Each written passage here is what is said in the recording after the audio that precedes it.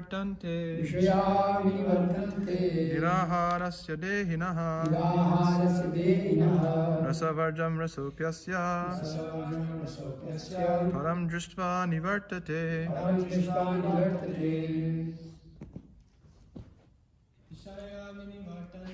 Vishaya vinivartante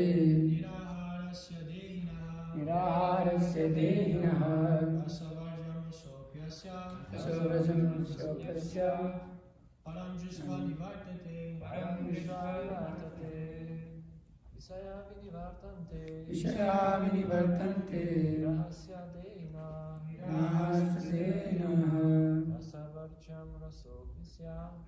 Consciousness. Purport. Unless one is transcendently situated, it is not possible to cease from sense enjoyment. The process of restriction from sense enjoyment by rules and regulation is something like restricting a diseased person from certain types of edibles. The patient, however, neither likes such restrictions nor loses his taste for edibles. Similarly, sense restriction by some spiritual process, like Ashtanga Yoga in the matter of yama, niyama, asana, pranayama, pratyahara, dharana, dhyana, etc., is recommended for less intelligent persons who have no better knowledge. But one who has tasted the beauty of the Supreme Lord Krishna in the course of his advancement in Krishna consciousness no longer has taste for dead material things. Therefore, restrictions are there for the less intelligent neophytes in the spiritual advancement of life. But such restrictions are only good until one actually has a taste for Krishna consciousness. When one is actually Krishna conscious, he automatically loses taste for pale things. Om Jnanatimrandasya Gyananjana Shlakaya Chakshurunmitamena Tasmai Shri Guruvena Shri Chaitanya Manobhishtam Stapitamena Bhutale Swayam Rupakadamayam Tadi Swapatantikam Vandeham Shri Guru Shivtapatakamallam Shri Gurun Vaishnavamsha Shri Rupam Sagarsatam Sagana Raghunathan Vitam Tam Sajivam Sadvaitam Savadutam Parijana Sahitam Krishna Chaitanya Devam Shri Radha Krishna Padan Sahaganana Lalita Shivija Khan Vitamscha He Krishna Karuna Sindhu Dinabandha Jagadvate Gopisha Gopika Kanta Radha Kanta Namaste Tapta Kanchana Gaurangi Radhe Vrindavaneshwari Vrishabhanusute Devi Pranamami Haripriya Vanchakalpatarivesya Kripa Sindhubhyev Cha Patitanam Pavanebhyo Vaishnavibhyo Namo Namaha Namo Vishnupadaya Krishna Prasthaya Bhutale Srimate Bhakti Vikasa Swamiti Namine Namo Vishnupadaya Krishna Prasthaya Bhutale Srimate Bhakti Vedanta Swaminiti Namine Namaste Saraswate Devi Gauravani Pracharine Nirvisesha Shunyavadi Paschatya Deshatarine Jai Shri Krishna Chaitanya Prabhu Nityananda Shri Advaita Gadadhara Srivasadi Gaura Bhaktavinda Hare Krishna Krishna Krishna Hare Hare Hare Rama Rama Rama Hare Hare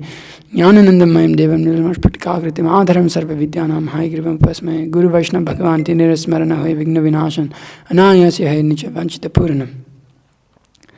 Okay, let me quickly put this on silent.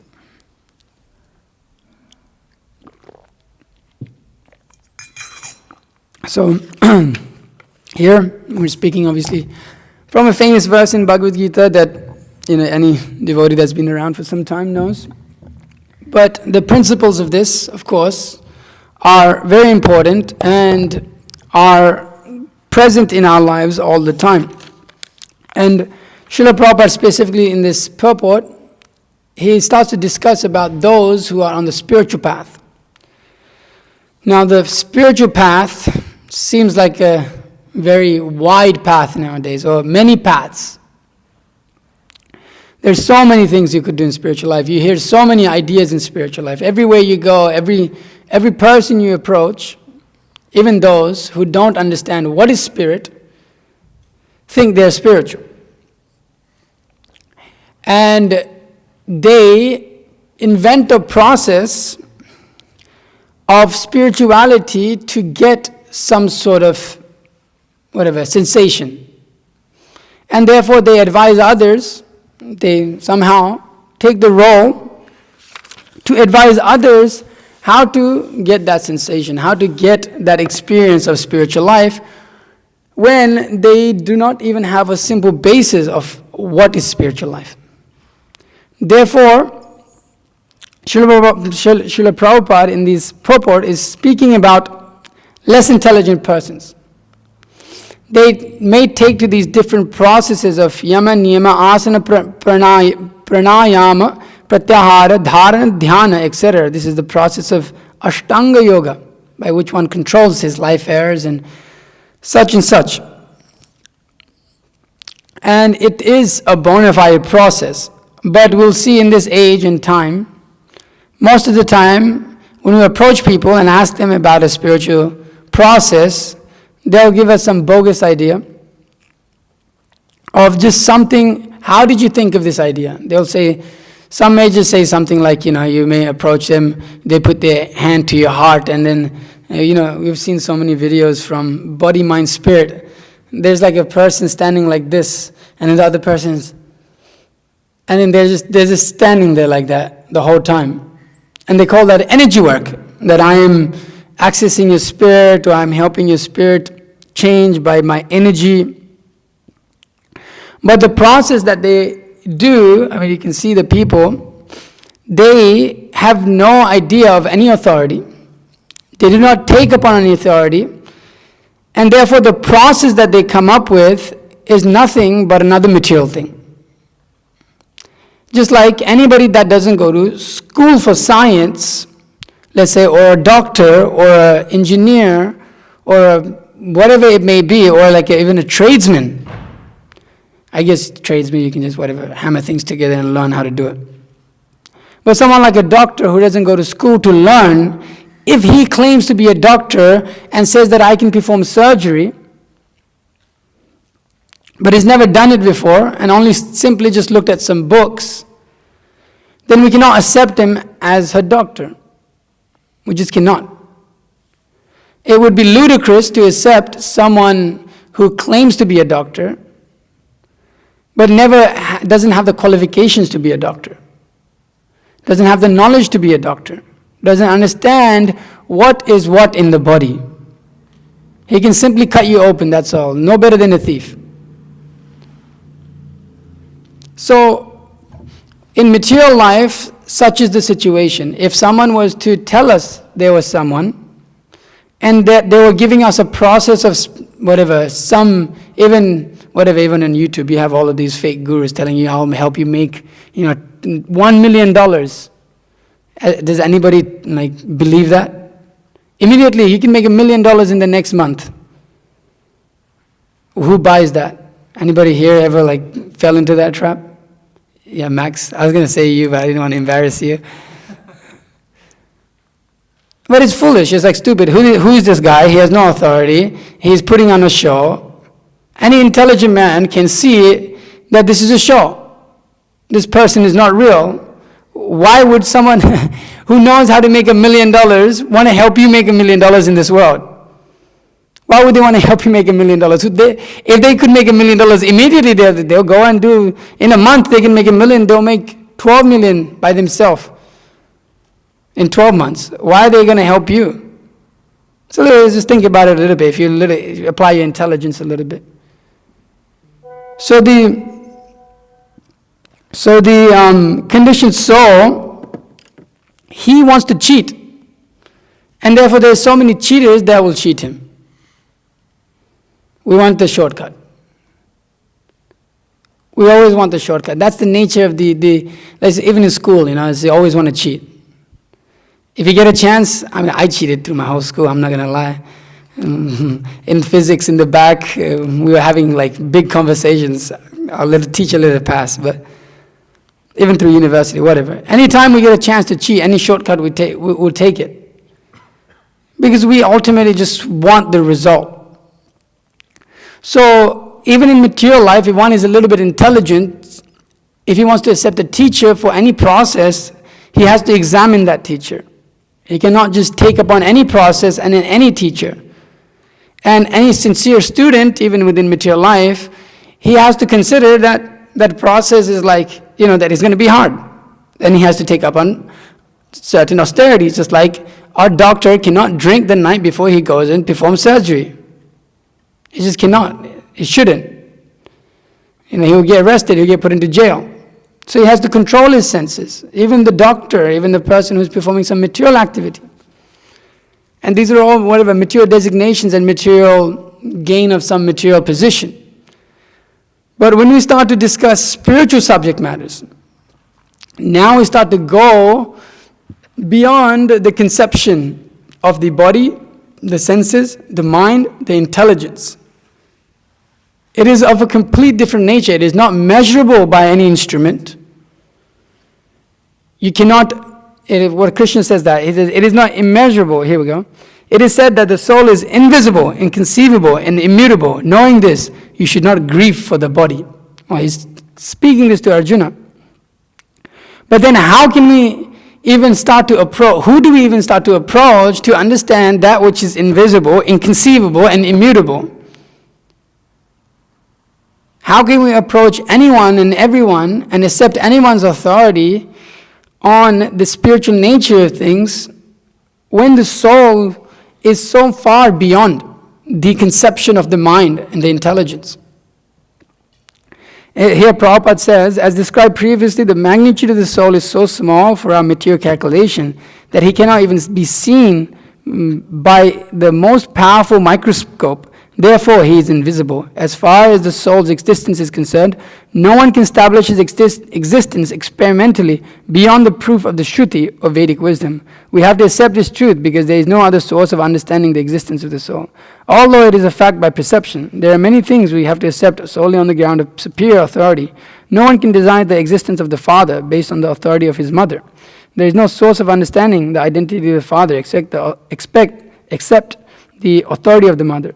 Similarly, there is no source of understanding the soul except the study of the Vedas. In other words, the soul is inconceivable by human experiential knowledge. The soul is consciousness and conscious. That also is the statement of the Vedas, and we have to accept that. Unlike the body changes, there is no change in the soul. As eternally unchangeable, the soul remains atomic in comparison to the infinite supreme soul.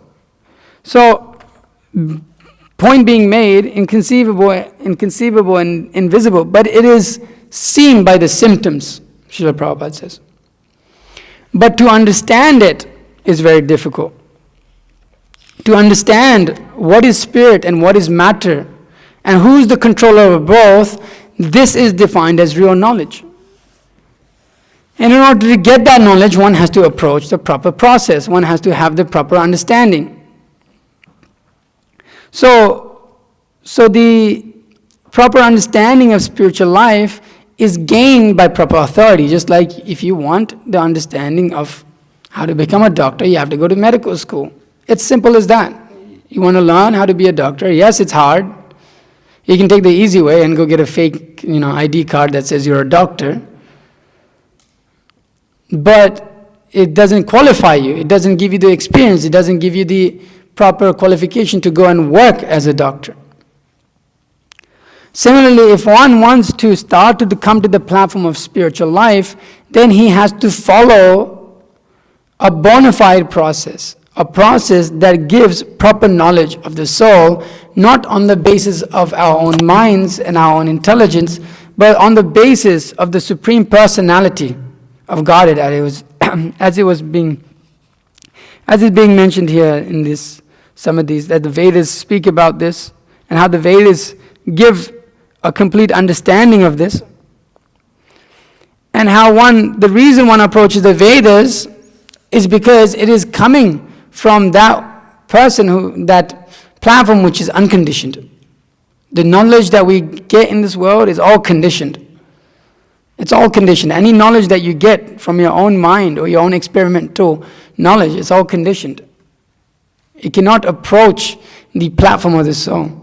So therefore, we require to approach knowledge that is unconditioned, aparushaya, that is not defective, that is not limited by the the 4 defects of the human body, of having whatever, being an illusion, making mistakes, imperfect senses and cheating propensities. All of these things fool us all the time and fool everyone else. So we cannot accept knowledge of the perfection of life, someone from a conditioned soul, or how to get there from a conditioned soul. One must accept it from the original source, the original person. And therefore Krishna is speaking this. Krishna is speaking about the process of bhakti yoga, the yoga of love, the yoga of devotional service, the process of devotional service, how to take that on. So when we take up on a process that is bona fide, then the result is the same for everyone. The result is that it gives the individual life. It gives one life. It gives one ecstasy. It gives one bliss. Just like so many people, there's so many spiritual processes and they claim to be spiritual, but you see every person, some people, like for example, who take mushrooms, they say, oh, it's a spiritual thing. But the same people that take, other people that take the same mushroom are like drug addicts. What happened to your spiritual thing? What happened to your spirituality? A process that gives us a goal, especially the spiritual process, it should grant us the same goal, not that one person does this and he gets something, he does the same process and he gets something else. And this person does the same process and he gets something else. One person performs the process, he becomes a homeless guy on the street. The other person takes the same thing and he's meant to be some enlightened person. That's not spiritual. Spiritual means that which is our original nature. That means it brings us, as Srila Prabhupada says here, when one is actually Krishna conscious, he loses his taste for everything. It means that a process that gets us back to actually our original nature, who we are. And we all, and as we've discussed many times, we're all spirit soul. We're all soul. We're all the servants of the Supreme Personality of Godhead. That is the position of the soul. So everybody approaches that position. Everybody is a servant. Yes, everybody is a servant. You serve your dog, you serve your cat, you serve your wife, you serve your husband, you serve this or that. But the ultimate service is for God, is for Krishna, the all-attractive person. When one reestablishes that connection with the Supreme Person, then he starts to experience what's called the higher taste. And the higher taste doesn't require us to take anything material. It doesn't require us to go anywhere, do particularly, whatever material activities, go to a particular location. Devotional service is completely independent of any material situation. Anything material, nothing material about it. Why? Because it enlivens one to lose taste for material things. One can perform all of these activities, this Bonafide process of Ashtanga Yoga. But Srila Prabhupada saying here, it is simply a mechanical process. That's what Prabhupada is alluding to here. That similarly, sense restriction by some spiritual process like Ashtanga Yoga in the matter of such and such is recommended for less intelligent persons who have no better knowledge. So, the process of Krishna consciousness is for those who are ready to accept the higher platform of knowledge of the self, knowledge of self-realization, in which one can directly access the platform of the soul. Brahma bhuta prasanatma na sochati na kankshati. One no longer hankers or no longer laments on this platform. He comes to the platform of pure goodness, this Brahma bhuta. He loses taste for any material things. You see such people who are spiritually inclined, so-called spiritually advanced people, they have so much sex desire. What is spiritual about that? So much sex desire, so much desire to enjoy this world. Or even if they may exhibit the idea not to enjoy this world, what do they want? Name, fame, adoration. Look how great of a yogi I am. Look how great I can stand on my head for so long. I cannot eat for so long. So one is bewildered by his own false ego also. But the process of Krishna consciousness allows us to directly access the platform of the soul. Why? Because the knowledge is perfect. The platform from which that knowledge is coming, the person from which that knowledge is coming is also perfect. So it's the perfect process of Krishna consciousness It allows us to let go of material things very quickly. Very quickly, you lose taste for them. When you're absorbed in Krishna consciousness, when one is actually Krishna conscious, he no longer has taste for any of these dead material things. No more desires to enjoy in this material world. Finished.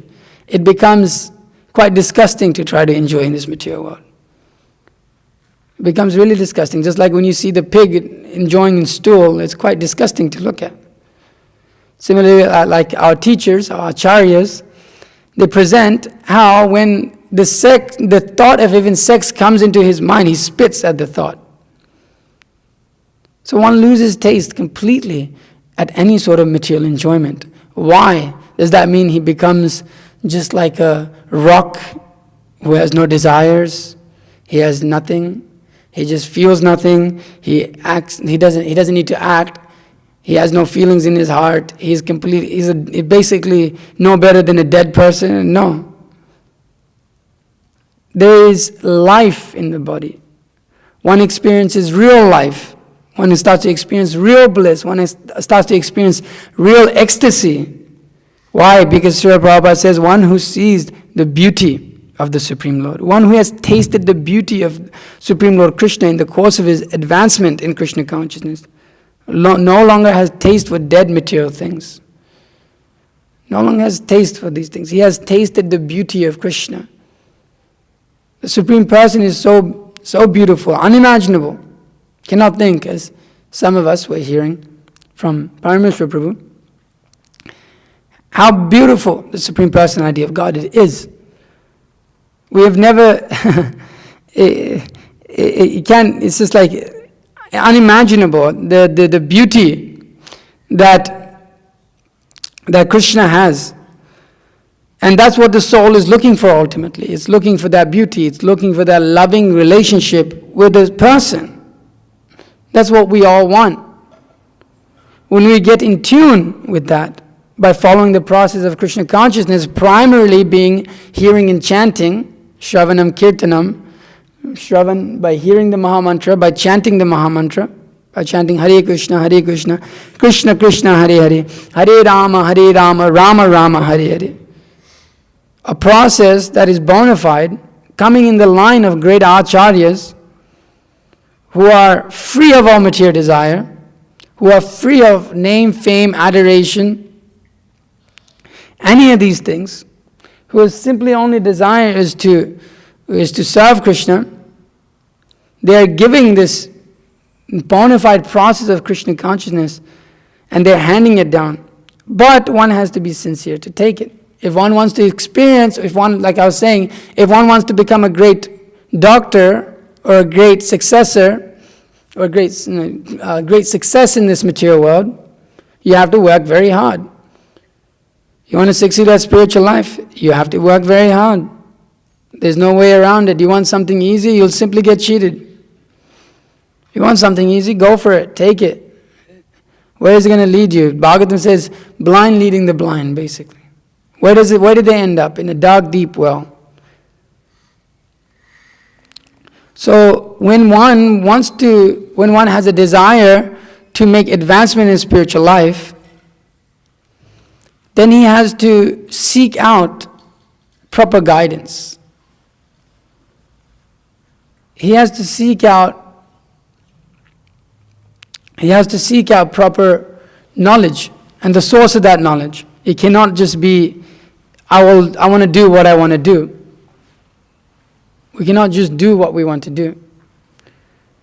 That's generally the way that, whatever spiritual cultures are in the West and the East, everywhere now. It's just a big hodgepodge. Everybody has their own hodgepodge.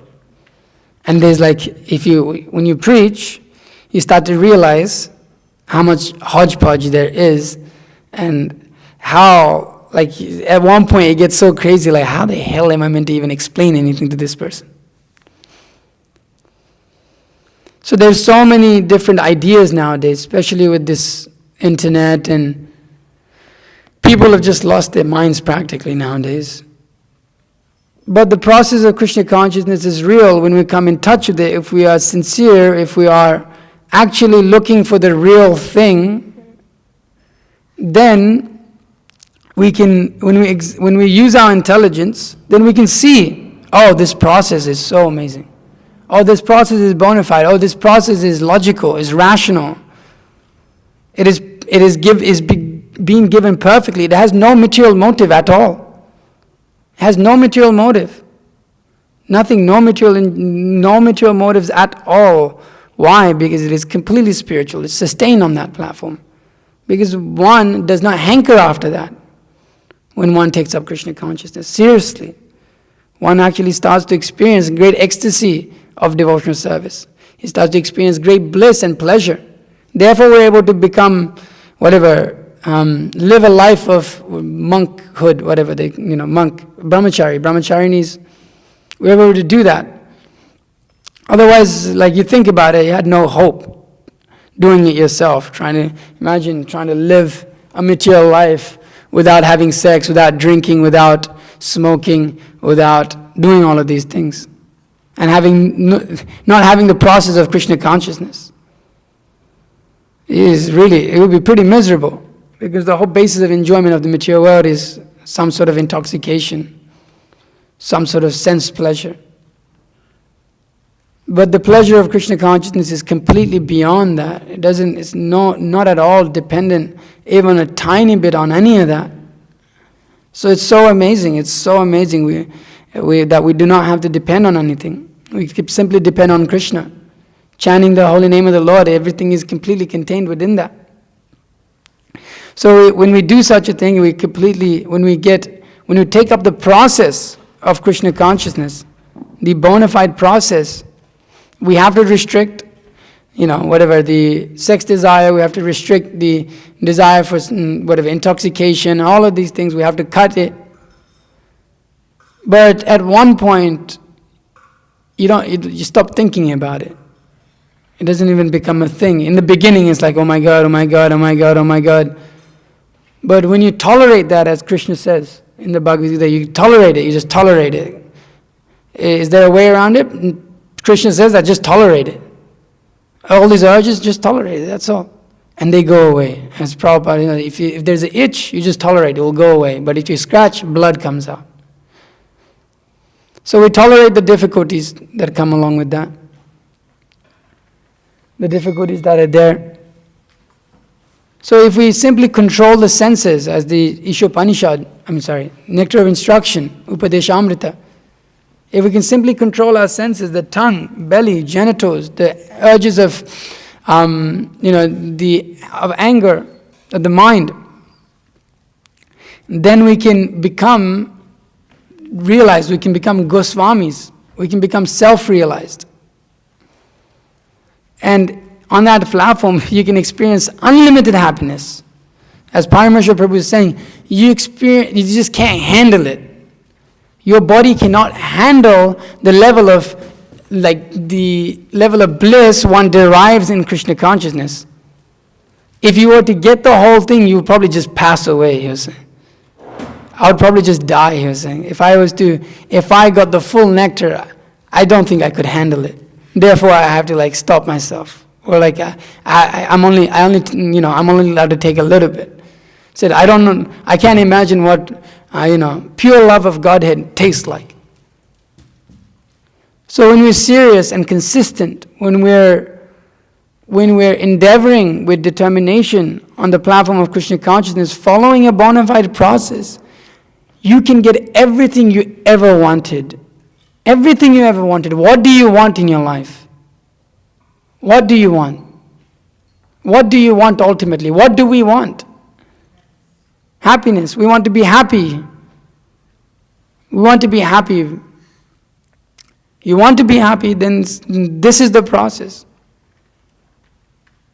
It requires a little bit of hard work. Yes, it requires a little bit of hard work. But Krishna says, many have done it. Maybe Krishna or Arjuna says that. Many have achieved perfection by this method in the past. Many have achieved perfection. And that perfection is guaranteed because it is a science. It is not just some process somebody came up with that worked for them, or that they just concocted as some idea of spirituality. We are guaranteed that. Because the great Acharyas have sacrificed their time in giving us this. The sages have sacrificed their time in giving us this. They weren't just some, fools that just came up with something, sat down together, smoked a little weed or took a little mushroom and said, you know what, bro, this is how you attain spiritual realization. And then wrote down this really complex, intense science of Krishna consciousness that's been upheld for thousands of years. No, and such nonsense things. You see all these people that come up with these things, even so-called gurus, they come and go and it disappears. Before Srila Prabhupada came and gave the pure knowledge of this Bhagavad Gita, nobody could take up devotional service. So you can get everything you ever wanted to the full satisfaction. It's not like, whatever, you go to the movies one night and you want to go and watch that movie and you want to completely try to satisfy yourself by eating your popcorn and watching that movie. You do it for a bit and whatever, and then it ends, and then back to the normal thing. I want more. But Krishna consciousness, it gives us full satisfaction. Complete. It can never stop. It doesn't stop. The spiritual sense gratification never stops. So it gives us everything, and in that process, we just forget about material life completely. Completely forget it. And when we remember it, it's like, my God, why would people want to live like that? Why do people want to live material lives? Why not live a very blissful life? Why not be happy? Why don't people want to be happy? Any answers? Why don't people want to be happy? It's like, they want to be happy. We watch this, me and him watch this rat thing together again. The Happiness, do you remember the one you saw? Oh, yeah. I saw that when I was 16. Why do people not want to be happy? Here's a process. Take it. It's a little difficult in the beginning, you could say. But what's the problem with chanting, dancing, feasting, and being with people who are trying to become pure-hearted? What's the problem? What's the problem in that? People are so attached to their ideas of life. My life should be like this. Yes, I need to be miserable. I need to be. Why? Because that's just how I am. This is how I've been. And that's how it's like my thing.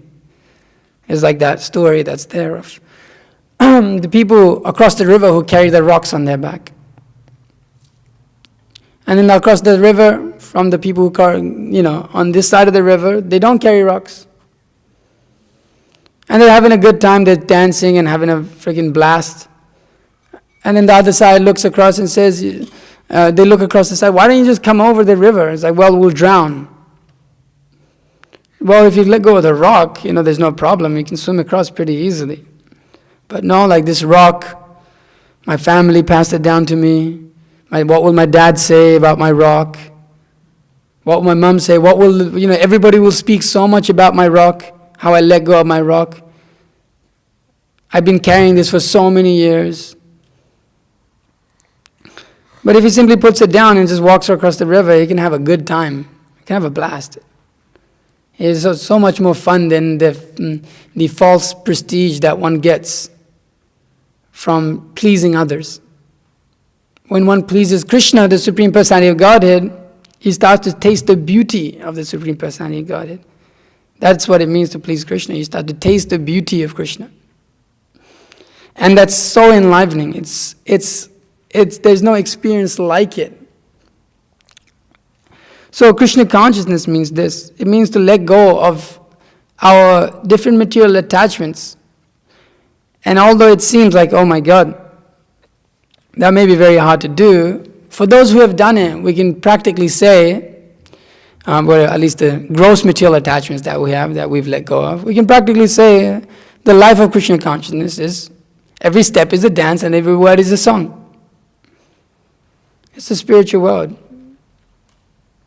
And I just think about it, And if I was living a karmi life, an ordinary life, every step is like thorns, stepping on thorns, and every word is just like donkeys, calling out.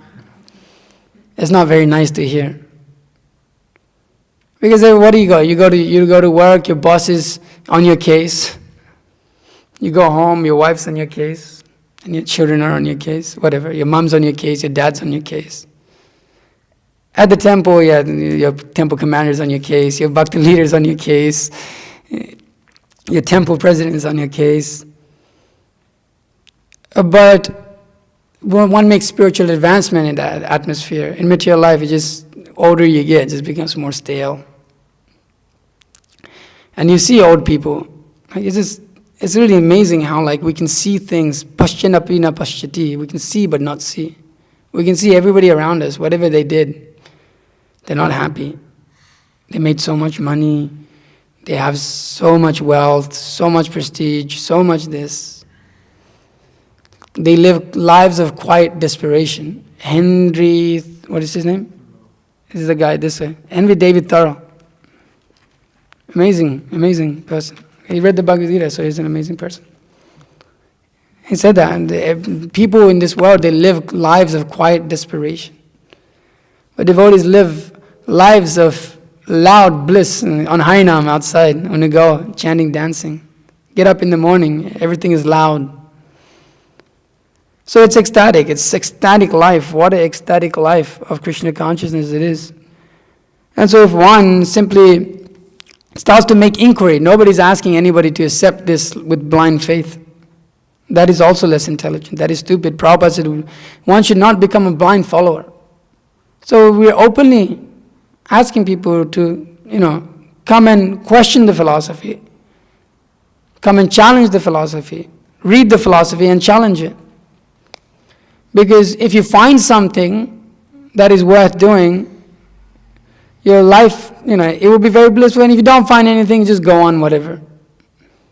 Go on in the life. You would just live the same life. But I always think, if I didn't try Krishna consciousness, if I didn't try Krishna consciousness, what the hell would have I done with my life? Just the fact that I gave it a shot, my God, I'm in Atlanta, what the hell, what am I doing here? From across the world. And just having a good time with all the devotees, and just forget about material life. Live a very blissful, Krishna conscious life.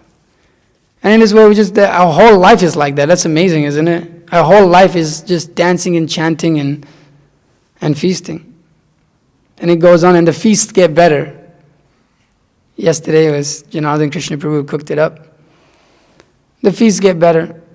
The association gets better. The kirtans get better. The music. Your japa gets better. But material life, everything gets stale. Oh my God. I remember I went out with my friends one time. It's just they just speak about the same thing. Same thing. When I had sex with that girl, how good that new girl looks. And then how much I drank, how much I smoked. And it's just the same thing, and they're still doing the same thing. I look on Facebook, what are they doing? They go out together to the beach, they drink and smoke, or they go to their house and they drink and smoke. That's what we were doing when we were 15. It's same thing still. And I'm also doing the same thing, I guess, when I joined Krishna consciousness. But life is ecstatic. So life of Krishna consciousness means just living in ecstasy all the time, being high all the time. No coming down. You just keep getting higher and higher and higher and higher. And like Parameshwar Prabhu was saying, at one point, you just can't handle it. You got to chill out. You can't handle it. You can't handle the happiness. You got to pray to Krishna, please take it away for some time so I can chant. He was saying like that. I need to stop. Okay. It's want to get to that point. That's where we want to be. It's what a way to live. What a way to live life, I don't want to live the materialistic life. Is oh my God. Yeah, so there's a few people that will do it because it requires intelligence. It requires sharp intelligence. Sumedhasaha. It requires really sharp intelligence to take up something that is real, to take up something that is pure. But those who do it, those who are able to establish it, they'll have a good time. So they'll have a good time in life. The whole life will be a good time. Mahotsav Prabhu's party, I don't know whatever if they're listening or whatnot, but it's a party all the time. He used to have a saying, ain't no party like a Hare Krishna party because a Hare Krishna party don't stop. He used to say that in New York all the time, and I think he's only said it a few times while he's been here. So it's just a party, that's all it is. It's a big party. And it's Krishna's party, it's Lord Chaitanya's transcendental dancing and chanting party. And we're going along with the ride. As long as we try to remain pure, try to become pure, it's just, it's ecstatic. There's no way to describe it. You have to experience it. You have to experience the ecstasy. You have to actually try it. You have to actually give it a good shot. So give the process of Krishna consciousness a really good shot. And you will not be the loser. Everything to gain, nothing to lose. Do not delay, do it today. So, take up Krishna consciousness seriously. It starts by chanting Hare Krishna, Krishna Krishna, Hare Hare, Hare Rama, Rama Rama, Hare Hare. That's all it is. Starts with that and ends with that and continues eternally with that. Is the end and the beginning and the end is the means and the goal. Devotional service. So it's ecstatic. What a way to live life. What a way to live life. We're living, living the topmost life. And even devotees from Hungary here, even Shivram Maharaj's projects, amazing, so amazing. He's given devotees place to go and be able to live a Krishna conscious life on a farm. They have a self-sustained now. Yeah, pretty much almost there. 90%, 80%, 80% self-sustained. What a nice way to live a Krishna conscious life. Families, they don't have to live out in the material world. So Krishna consciousness gives us a full opportunity to utilize our whole life in Krishna consciousness. We don't have to depend on anything else. Krishna provides everything. So we simply chant Hare Krishna, distribute and give others this knowledge, then we'll become happy and we'll make the whole world happy. It's not a cheating process. It's a bona fide process that has been around for time immemorial. So we simply take on the bona fide process. It's the school, it's the proper school of learning the science of spiritual life. So if there's any questions or comments, please feel free to ask. Is there any questions? No? Okay. You have some? Uh-huh.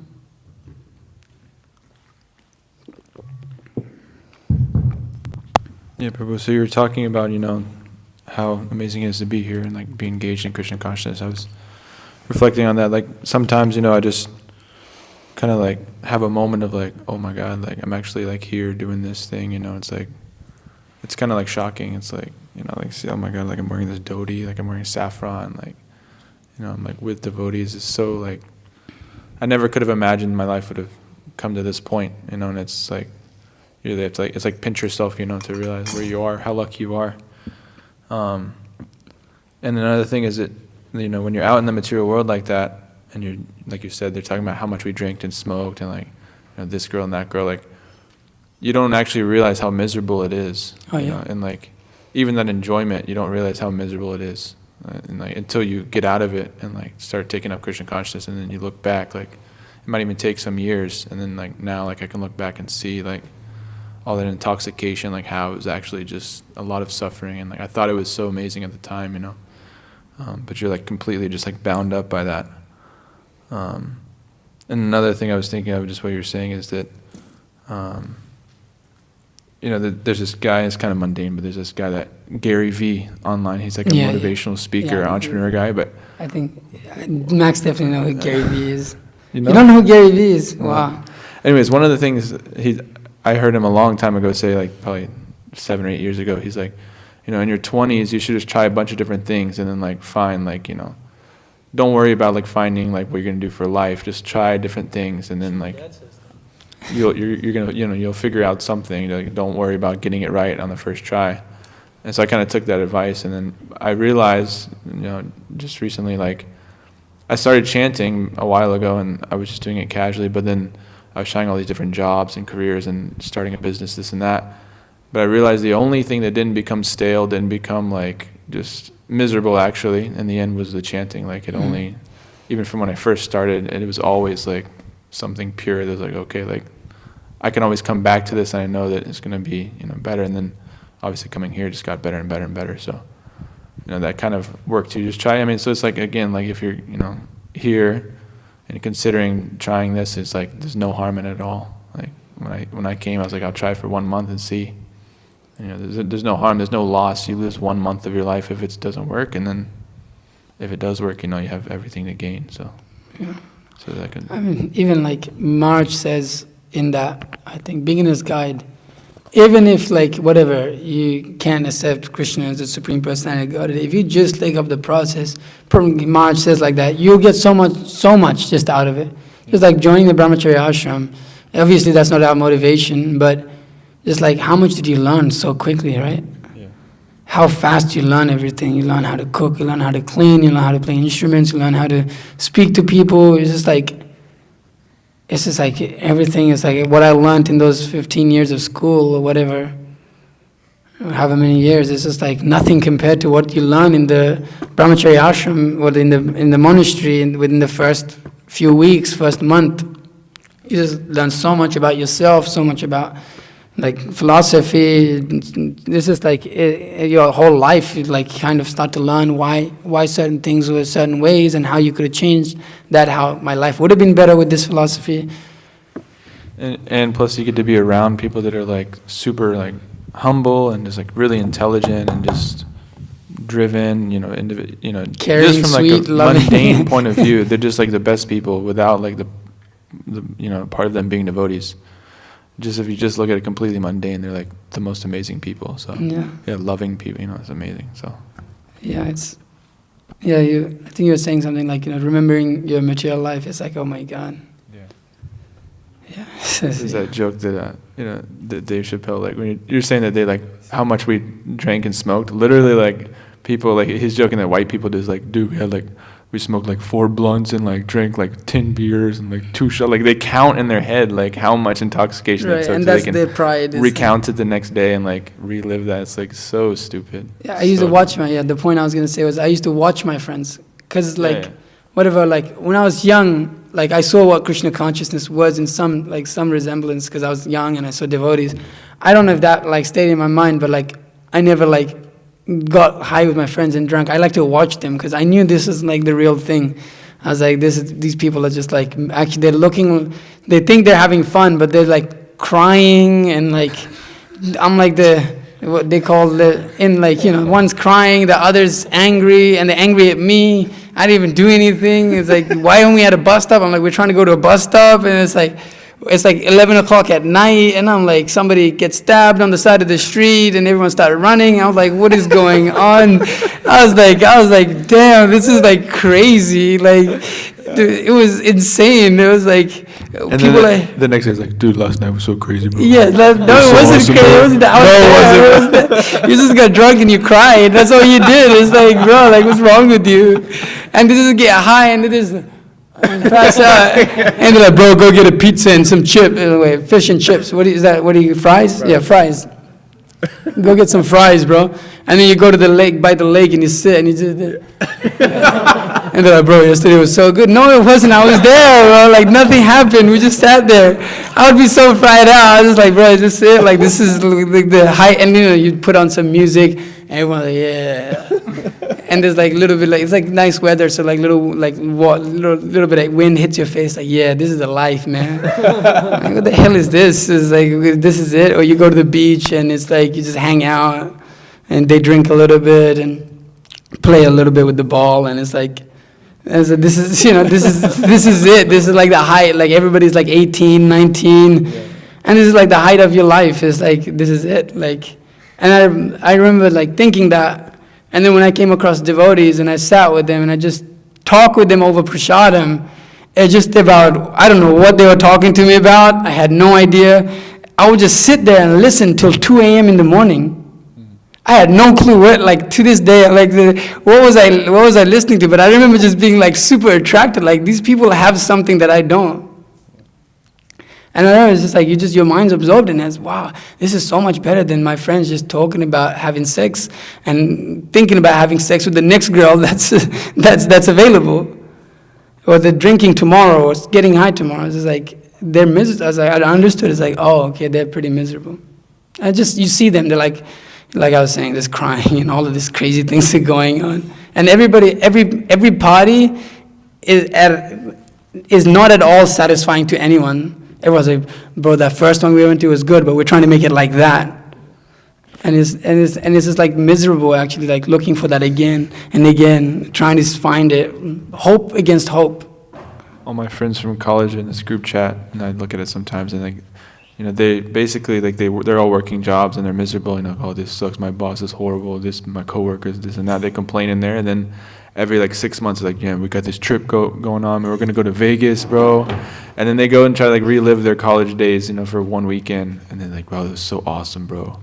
It's like their whole life revolves around one tiny little thing, you know, getting drunk in some other city for a couple of days every 6 months, and the rest of the time they're so miserable. And then that actually is miserable to be, you know, getting drunk and doing all that. So it's just really people sad. would say, "Why are you guys so negative?" Hey, it's true. It's just a fact. It's why it's so negative. Everybody's miserable. Yeah, it's a fact. People live in lives of quiet desperation. Yeah, even whatever. They don't want to take up Krishna consciousness. Even your friend, you know, it's like, hey, why don't you give it a shot? Nope. Yeah. Okay, no problem. Anything else? Max? It made me think of a time where I was in college. I had this friend, really sweet guy. His name was Grayson. He didn't smoke, he didn't drink, he didn't do any of that. His father was a pastor. Like, he was a really good guy, great in school and everything. And we hung out with this group of friends who, they did all that stuff. And we were at a party one night, and he was probably the only sober guy there. I don't think I was sober either. But I was just a little bit. I wasn't, Yeah. But in Australia, we call it. So apparently, what do you guys have here? What's the different terms for getting like? Huh? What is it? Grinning out. I never heard that. Oh, that's wasted. weird. Wasted Yeah, is like I wasn't wasted. I was so a you little have like buzzed. wasted, Like but in Australia it is munted. Munted. That means you're like you're done. You're like Blacked out. completely finished. Yeah. So I wasn't munted. Yeah. Okay. And I was maybe a little buzzed. And he's like, Max, look around, bro. Do you see anybody here who's happy? And I actually looked at everybody's faces, and everyone just kind of had this, like just half miserable face. And I was like, wow, I never really looked to see that. So I thought that was interesting. But I have up to 3 questions, so, feel free to stop me anytime. But my first question is, you were saying how, even if you don't take up to the process and you don't get like completely into it and gung-ho and that's your whole life, you said it starts with the chanting and it ends with the chanting. So my question is, if it starts with the chanting and it ends with the chanting, what's the point of reading Bhagavatam? What's the point of, shaving your head, becoming a brahmachari? What's the point of leaving your material situation if it starts and ends with chanting? So you can chant better. That's all. You need to know how. That was to, quick. Second question. Yeah. So outside you won't learn to do that. You won't learn how to do that. You won't learn how to be humble. In order to come to the platform of chanting pure name, it begins and ends means it's a continuing process. It's an eternal process. But the point is that it's like that's like the essence of everything, is to chant the pure holy name of the Lord. So in order to do that, then we have to like have guidance. If we're just trying to chant on our own, we don't have guidance. We may commit so many offenses. So then we have to be serious, we have to be humble, we have to be sincere, we have to become purified. That happens in the association of Vaishnavas, association of others who are practicing strictly, that can point out the different issues that you have that you may not see at all. So there's so many, one of the points that the Shastra makes is one cannot do it on his own. One can never do it on his own. It requires the help of the spiritual master and the associates of the spiritual master to advance in spiritual life. One can never do it on his own. Absolutely. It's a useless endeavor. One has to approach a bona fide spiritual master and serve under him. So it's the beginning and end of everything in that sense, but like it's the essence of all. But it has to, the process of devotional service help us get to that point of pure chanting. You know, and obviously all the other processes, they're also eternal, not that they're any less, but it helps us come to the point of purity. You know, the chanting, it just helps us. The more we chant, the purer it becomes. The more in the association of devotees that are pure-hearted, the more that rubs off on us. Sangat sanjayate kamaha. Our desires become one with that. Our desires are like directed by the association we have. So you have to be associated with devotees all the time. That's Chaitanya Charitamrita makes the point. And that's like the essence of our life, like the mula is the main thing of our life, main branch or whatever, however you want to say it, the main root cause of devotional service, and continues to be the main aspect of devotional service even after attaining love of Godhead. So what's your second question? And then second question is, you were mentioning how in the spiritual world every step is a dance and every word is a song. Mm-hmm. For a scientist, you know, their first question, I'm not a scientist, okay. But I'm a businessman, so my first would be like, what are the fees associated with this? How much does it cost? But for a scientist, they'd probably be like, what's the evidence? What's the proof of the spiritual world? So what would you say to someone like that who wants actual evidence here to understand the spiritual world? You have to come and taste it. As Krishna says, it's inconceivable to someone how we're letting go of sex, intoxication, meat eating, gambling. You go out on the street and tell an Atlanta homie at East Point Walmart, Deshaun, you tell him, hey man, I don't do none of that stuff no more. He tell you crazy. That's what I tell you. I've been told that so many times. So they can't understand, but they have to do it themselves. They like to experiment so much, so come and experiment. Come and feel the ecstasy. Like Prabhupada says, you won't be able to see everything with your, because they're trying to measure, they won't be able to measure it. It's beyond your conception of any material measurement. So you won't be able to measure it. You can experience it though. It's like one experiences, there's consciousness within this body. And there's the soul, which is the symptom of that consciousness. The consciousness is the symptom of the soul. So they have to experience it, that's all. Yeah. That's a good answer. I just have one more question, if that's all right. You were talking about the example of like, going to a movie, eating the popcorn, and you're just trying to enjoy it so much. You're like, oh, this is great while the movie's happening. But then when it's over, you're like, oh, I want more. I want to do that again. I want more of that. Similarly, like if I'm listening to a kirtan, I'm like, oh, this is awesome, man. And then the kirtan ends, and then, like, for example, I'm in the kitchen cleaning dishes, and the kirtan ends, and all of a sudden, like the mood just... Then you play it again. Right, so... But then you watch the movie again and see what happens. So that's what I'm asking, like, in that regard, what's the difference between something like spiritual and something material if you hanker after both when they're no longer there? One is satisfying, the other isn't. You watch the movie 10 more times, see what happens. You play the same kirtan 10 more times, see what happens. In the kitchen nowadays, they keep playing Sahotra Maharaj. Hey, it's fired up. It's different, but it's fired up. And it goes on. Every time I walk past that kitchen, it's on. I'm like, wow, okay, these devotees really love it. Can you imagine just playing whoever worked a retail job? You worked a retail job. They put that stupid radio on, and it's the same song every day, and it's like, oh my God, like Like, if I want to kill myself in here. Like, it's like days go by and you're sitting there, your eyes, you feel tired as hell, and you're looking away, and that stupid song is playing again, and it's like the 5th time in the day, and you're like, God, like, oh my God. You know, imagine you had to watch 2-hour movie again and again and again and again. First time it's like, oh yeah, the material sensations, like, wow, my eyes, oh, everything is like, wow. But then you do it again, and it's like, oh, okay. It's kind of like, all right, that's okay. I knew what was going to happen. And you watch it again, and it's like, actually, that movie is not that good, huh? And you watch it again, and say, oh, this is horrible. Why the hell did I like this? It's like that. You heard, like I was saying, those songs you hear. First time you hear, it's like, oh, that's so good. That's my jam. And then set an alarm, see what happens. Set it as your alarm. Yeah.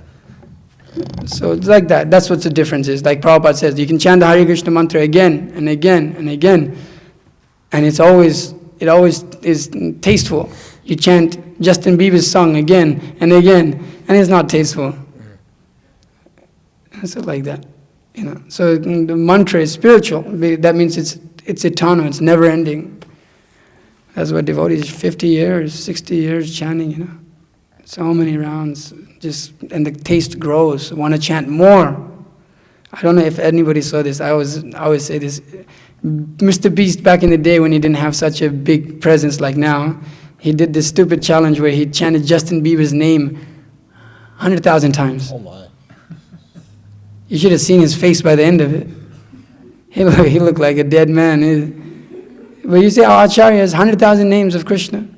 No problem. Day in, day out, no problem. Even devotees in Vrindavan right now, there's devotees who are chanting, 100,000 names. How is this possible? How is it that they're not sitting? This guy was sitting there. It's 18 hours later. So, that's the difference. Anything else? Okay. Nothing from the men? Okay. Mataji's, anything? Okay, yes.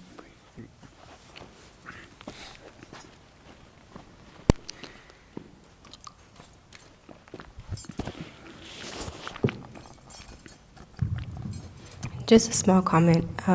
You were mentioning earlier about how, like in Krishna consciousness, within the first month or few weeks, you discover so much about yourself. And I was reflecting with the Matajis a few days ago about just when first coming to Krishna consciousness, how, we look for all these different ways to find happiness and to, understand ourselves.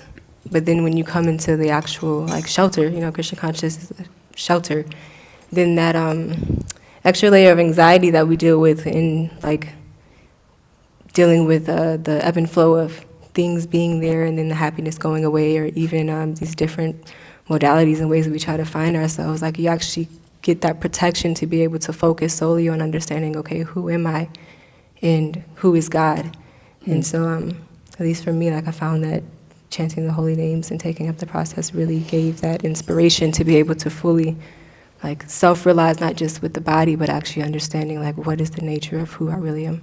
Yeah. Yeah, it made me think of one thing when I came into the Association of Devotees. When you get told you're not the body, it's quite profound, actually, if you think about it. You get told you're not brown, you're not black, you're not white, you're not this, you're not American, you're not Indian, you're not this and that. And you're like, oh, okay, all of a sudden. Because, we're extremely bodily conscious. I don't know I guess everybody did this, I don't know if my friends did it too, but it's kind of embarrassing, I guess. But sometimes you just waste time just trying on different clothes, and you just see what looks good on you, and it's a whole 2-3 hours just you probably know that, right? Yeah. Sorry, bro.